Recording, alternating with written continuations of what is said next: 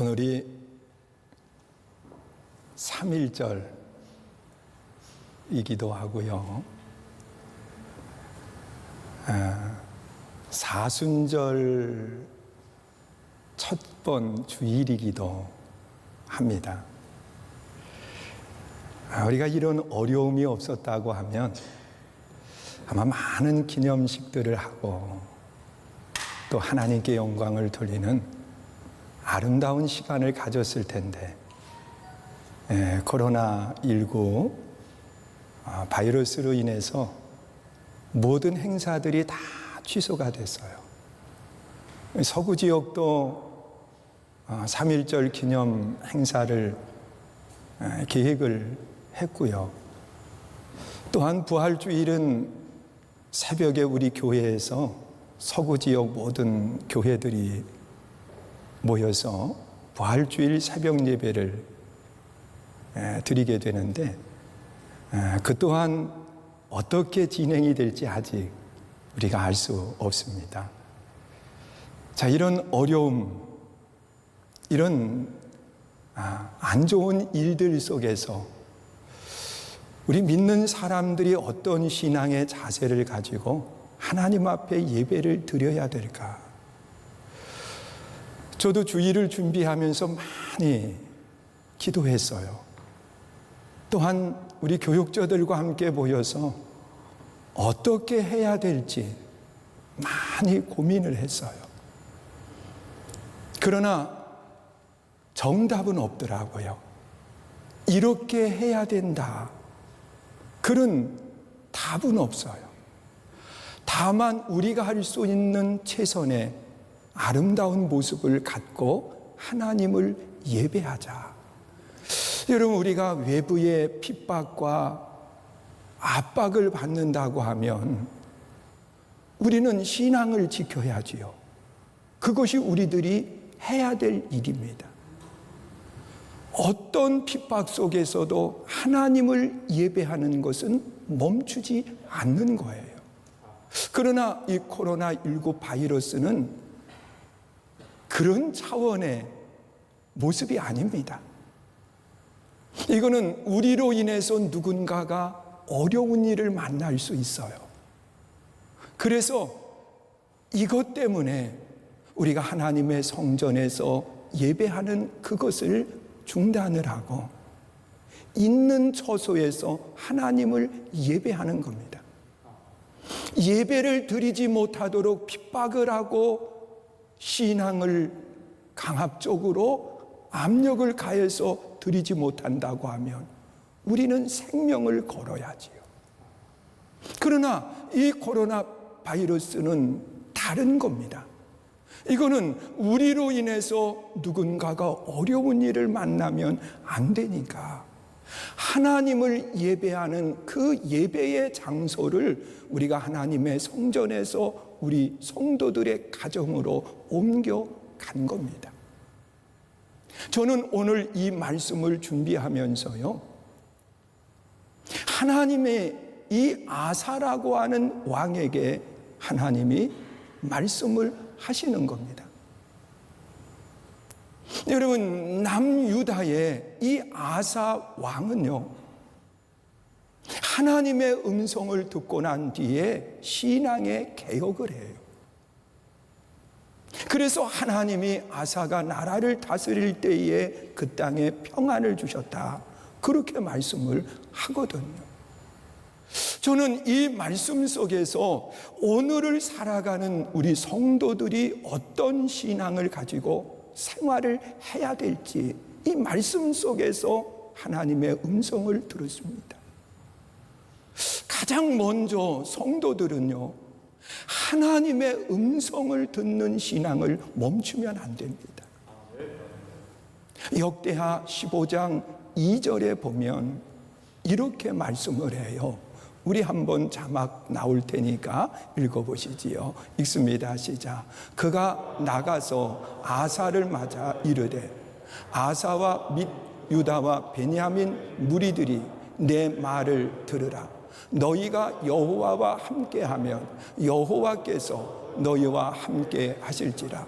너희가 만일 그를 찾으면 그가 너희와 만나게 되시려니와 너희가 만일 그를 버리면 그도 너희를 버리시리라. 여러분, 아마샤라고 하는 선지자에게 하나님의 음성이 들렸습니다. 이 아마샤라고 하는 선지자는 하나님의 음성을 듣고 난 뒤에 그 하나님의 말씀을 그대로 가감하지 않고 누구에게 전하느냐? 아사라고 하는 왕에게 전하는 겁니다. 이 아사 왕은 하나님의 말씀을 누가 전했느냐를 중요하게 생각하지 않았어요.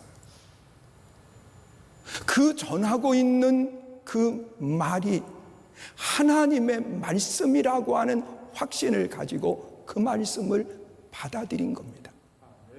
당시에 아사라고 하는 왕과 아사랴라고 하는 선지자의 차이는 엄청 큰 차이를 가지고 있어요. 아사는 권력을 가진 사람입니다. 아샤라는 이름도 없는 선지자입니다. 그런데 그 이름도 없는 선지자가 하나님의 말씀을 받아서 그 말씀을 전할 때 아사 왕은 아샤라를 본 것이 아니라 그가 전하는 하나님의 말씀에 귀를 기울였습니다. 오늘 우리는 신앙생활을 하면서 이 본질을 잃어버릴 때가 너무도 많이 있어요. 누가 전하느냐? 이것에 대한 너무 많은 관심들을 갖고 있다는 것. 그래서 내가 좋아하는 그 사람이 전한다. 그러면 그것이 무엇이라 할지라도 상관이 없어요. 여러분, 한국에 왜 이단들이 그렇게 많이 판을 칩니까? 그것은 말씀의 본질을 따르기보다는 누가 어떤 사람이 전하느냐 이것에 대해서 너무 많은 관심을 갖는 거예요. 그러다 보니까 하나님의 말씀과는 상관이 없고 사람들을 따라서 움직여가요. 여러분, 성숙한 신앙의 삶은 달라야 돼요. 우리는 말씀이라고 하는 본질을 우리는 잃어버리면 안 되는 겁니다. 여러분, 제가 선교중앙교회 목사로서 하나님의 말씀을 전하는데 저 또한 완벽하지 못합니다. 그러면 제가 하나님의 말씀을 전하다가 때로 실수할 수 있거든요. 잘못될 수 있거든요. 자, 그랬을 때 여러분들은 어떻게 해야 됩니까? 여러분, 낙심과 좌절 속에 세상에 그럴 수 있냐? 그러면서 하나님을 떠나가고 신앙의 본질을 잃어버리고 다툼, 분열을 일으키면 안 되는 겁니다. 저를 버리면 되는 거예요. 왜? 하나님의 말씀의 본질이 중요한 거지 내가 중요한 게 아니에요. 여러분, 내가 잘못된 하나님의 말씀을 전한다고 하면 나를 버리는 거지 하나님의 말씀을 떠나서는 안 되는 거예요. 여러분, 누가 전하느냐 보다도 더 중요한 것은 하나님의 말씀의 본질을 붙들어야 되는 겁니다. 믿으세요? 여러분, 생각해 보세요. 하나님의 말씀, 같은 말씀을요, 베드로가 전했고 스데반이 전했습니다. 베드로가 전한 말씀과 스데반이 전한 말씀에 차이가 없습니다. 그런데 베드로가 전한 말씀은 그 말씀을 들으면서 어찌할꼬 가슴을 찢으면서 하나님 앞에 돌아오는 역사가 일어났고, 같은 말씀을 스데반이 전했는데 스데반을 향해서는 이를 갈고 돌을 들어 던졌습니다. 여러분, 이 두 무리의 차이는 무엇입니까? 하나님의 말씀의 본질을 붙드는 것이 아니라 사람을 향한 모습을 가졌던 그런 모습을 찾아보게 돼요. 하나님의 말씀은 누가 전하느냐가 중요하지 않아요. 그것이 하나님의 말씀이냐 아니냐가 중요한 겁니다. 믿으세요? 여러분, 사무엘이라고 하는 선지자와 나단이라고 하는 선지자의 모습을 생각해 보세요. 여러분, 사무엘은 모든 사람들이 인정할 수 있는 그런 위대한 선지자입니다. 그는 사울 왕을 세웠고 다윗 왕을 세웠습니다. 그런데 이 사무엘 선지자가 하나님의 말씀을 받아서 사울이라고 하는 왕에게 전하는 겁니다. 아말렉과 전쟁을 하는데 하나님이 사무엘 선지자를 보내서 이 아말렉을 사울 왕의 손에 붙이겠다는 거예요. 그러면서 그 전쟁에 승리하고 나면 아무것도 취하지 말아라. 그러면서 지난날 아말렉이 이스라엘에게 행한 것을 기억을 하시면서 아무것도 취하지 말고 멸하거라, 그렇게 말씀을 하셨어요. 그 위대한 선지자 사무엘이 사울 왕에게 가서 전했음에도 불구하고 그는 말씀의 본질을 붙들지 아니하고 그 전쟁에 승리하고 나니까 마음의 욕심을 가졌어요. 그래서 나단이라고 하는 그 사무엘 선지자가 전한 그 말씀을 잃어버리고 그는 아각이라고 하는 왕을 살려둡니다. 그것뿐만 아니라 그는 좋은 짐승들을 남겨둡니다. 여러분, 이런 모습을 가졌을 때 사무엘 선지자가 다시 하나님의 말씀을 받고 와서 왕이여, 왜 하나님 앞에 망령되이 행하였느냐고, 그러면서 하나님이 당신을 버렸다고 하는 그 말씀을 전하고 있습니다. 하나님의 말씀을 전할 때 그가 하나님의 말씀으로 받아들이지 못한 결과가 하나님 앞에 버림받는 결과를 가져온 겁니다. 그러나 나단이라고 하는 선지자는 무명의 선지자입니다. 알려지지도 않은 사람이에요. 다윗이라고 하는 왕이 하나님 앞에 큰 죄를 지었어요. 이 죄를 나단이라고 하는 이름도 없는 선지자가 다윗 왕에게 가서 그 말씀을 전할 때 다윗은 그 자리에 무릎을 꿇었어요. 그리고 하나님 앞에 진심으로 회개하는 아름다운 역사가 일어난 거예요. 누가 전하느냐 중요하지 않아요. 그것이 하나님의 말씀의 본질이냐가 중요한 겁니다. 믿으십니까? 또한 하나님의 말씀을 어디서 듣느냐가 중요하지 않습니다. 하나님의 말씀이 들려지는 장소가 성전 안에서만 하나님의 말씀이 들려지지 않습니다. 하나님의 말씀은 어디에서든지 들을 수 있습니다. 어느 분은 일터에서 일을 하는 가운데 하나님의 음성을 들었습니다. 여러분, 웨슬리 목사님은 올더스 게이트, 그곳에서 모라비안 교도들이 예배하는 그곳에서 하나님의 음성을 들었습니다. 그리고 그가 변화되는 놀라운 역사가 일어났습니다. 오늘 우리가 예배하는 처소를 하나님의 성전에서 예배하는 분들도 계시지만, 우리가 성전에 올라오지 못하고 내 있는 처소에서 인터넷을 통해서 하나님을 예배하는 그런 분들도 계십니다. 어디에서 예배를 드리느냐? 그것이 아닙니다.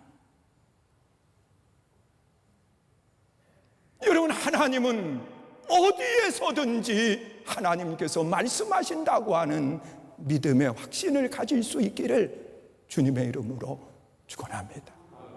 하나님의 말씀을 듣는데 누가 전하느냐? 어디서 전하느냐? 우리는 여기에 너무 많은 관심을 가져요. 너무 많은 마음을 빼앗겨 버려요. 우리가 정작 마음을 쏟아야 될 것은 뭐냐? 하나님의 말씀의 본질입니다. 우리는 하나님의 말씀에 귀를 기울이고 그 하나님의 말씀을 들을 수 있는 믿음의 아름다운 성도 되시기를 주님의 이름으로 축원합니다.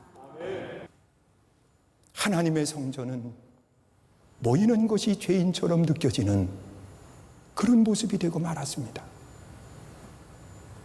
여러분, 안전하게 모일 수 있는, 안 모이게 하는 것이 아니라 안전하게 모일 수 있는 그것을 우리는 찾아야 됩니다. 앞으로 더 어려움이 있을 때 우리는 어떻게 이 고난을 이겨갈 수 있습니까? 사랑하는 성도 여러분, 우리는 하나님 앞에 내 자리를 한번 점검해 보아야 됩니다. 여러분, 내가 있어야 될 그 자리에 내가 있지 못할 때 하나님은 우리를 부르게 될 겁니다. 아담아, 너 어디에 있느냐고 말입니다. 또한 우리가 신앙생활을 하면서 내 있어야 될 자리에 있는 것이 복입니다. 삶에는 복이 있는 자리가 있고 복이 없는 자리가 있습니다. 우리 한번 생각해 보세요. 시편 1편 1절에 보면 복 있는 사람은 악인의 꾀를 쫓지 아니하고 죄인의 길에 서지 아니하고 오만한 자리에 앉지 않는다고 그렇게 말씀을 하고 있습니다. 여러분, 오만한 자의 자리, 하나님도 없는 내가 최고라고 생각하는 그 자리에 내가 앉아 있을 때 우리는 절대로 그 인생이 복이 되지 못합니다. 우리는 주야로 여호와의 말씀을 묵상하는 자리에 내가 있을 때에 우리는 삶의 복이 되고 삶의 놀라운 기적이 일어납니다. 믿으십니까?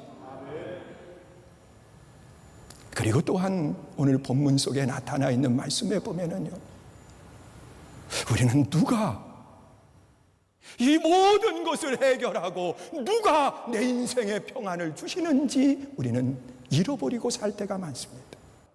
여러분, 우리는 세상을 살아가면서 내가 무언가를 획득해야, 내가 뭔가를 차지해야 내 삶의 평안이 오는 줄 우리는 착각하고 살아가고 있습니다. 여러분, 내 힘으로 할 수 있는 것이 아무것도 없습니다. 여러분, 코로나19 바이러스 앞에서 사람들은 속수무책으로 쓰러집니다. 수많은 사람들이 고난을 당합니다. 아파합니다. 여러분, 이런 모습이 우리가 할 수 있는 것이 무엇이 있습니까? 여러분, 톨스토이의 이야기 가운데 그런 이야기가 있습니다. 어느 한 사람이 그 산속을 지나가는데 뒤에서 사자가 쫓아옵니다. 그는 살기 위해서 무작정 달리다가 그만 낭떠러지를 모르고 낭떠러지에 떨어지게 됐습니다. 그는 떨어지면서 허우적대다가 간신히 덩굴 하나를 붙들고 기적적으로 살았습니다. 그런데 아직 사자가 그 위에서 지나가지 않고 으르렁대고 쳐다보고 있는데 위로 올라갈 수가 없습니다. 그래서 그가 밑을 내려보니까 뱀들이 우글우글거립니다. 위로 못 올라가고 밑으로도 내려갈 수 없습니다. 그래서 그가 간신히 살기 위해서 붙들고 있는데 향기로운 냄새가 그 코를 진동해요. 그래서 쳐다봤더니 꿀벌들이요, 거기에 벌꿀을 많이 쌓아둔 겁니다. 자기가 산속을 헤매다 보니까 굶주렸어요. 그래서 그 꿀들을 찍어서 먹기를 시작을 합니다. 달콤합니다. 행복합니다. 그런데 그 위에를 다시 보니까 신쥐와 검은 쥐가 그 잡고 있는 그 줄을 갉아먹기 시작을 해요. 이것이 인생이다, 그렇게 이야기합니다. 여러분, 우리는 큰 소리 치지만 지금 신쥐 검은쥐 낮과 밤이 우리를 지나가게 만들고 우리는 마지막 죽음을 향해서 나아가는 겁니다. 여러분, 이런 사람이 무엇을 할 수 있습니까? 지금 우리는 달콤한 꿀을 찍어 먹으면서 그것이 최고인 것처럼 생각하지만 착각하지만 내 인생에 평안을 주시는 분 하나님이십니다. 내 삶에 진정한 행복을 주시는 분 하나님이십니다. 우리가 하나님 앞에 한 걸음 더 가까이 나아갈 때 우리 삶에는 놀라운 변화와 놀라운 역사가 일어납니다. 하나님은 세상을 창조하셨습니다. 그리고 오늘도 통치하시고 그 하나님이 우리와 함께 하시겨 우리를 만나 주십니다. 그런데 누구를 만나 주시느냐? 하나님의 음성에 귀를 기울이고 그 하나님의 말씀을 받고 그 받은 하나님의 말씀을 가지고 신앙의 결단을 하고 그리고 하나님께 돌아올 때 하나님이 만나 주시고 평안을 주신다고 약속하셨으니까 오늘 예배하는 모든 성도들이 아름다운 복이 있기를 주의 이름으로 축원합니다. 하나님은 여러분들을 사랑하십니다. 얼마나 사랑하는지 독생자 예수님을 보내주셨습니다. 저도 우리 성도님들을 사랑합니다. 이 고난의 시기를 우리가 함께 이겨가고 다시 승리하는 역사가 일어날 수 있기를 축원합니다. 저는 목회 34년 이곳에서 하면서요, 지금처럼 마음이 힘들 때가 없었습니다. 비어있는 성전을 바라보면서 하나님을 예배한다고 하는 것이 얼마나 힘든지 모릅니다. 표정 하나 바꿔지지 않는 마스크를 바라보는 그 마음이 얼마나 마음이 아픈지 모릅니다. 그런 하나님은 이 고난의 때를 지나게 하실 겁니다. 우리가 소망을 가지고 한 걸음씩 우리 같이 이 길을 걸어갈 수 있기를 축원합니다. 기도하시겠습니다.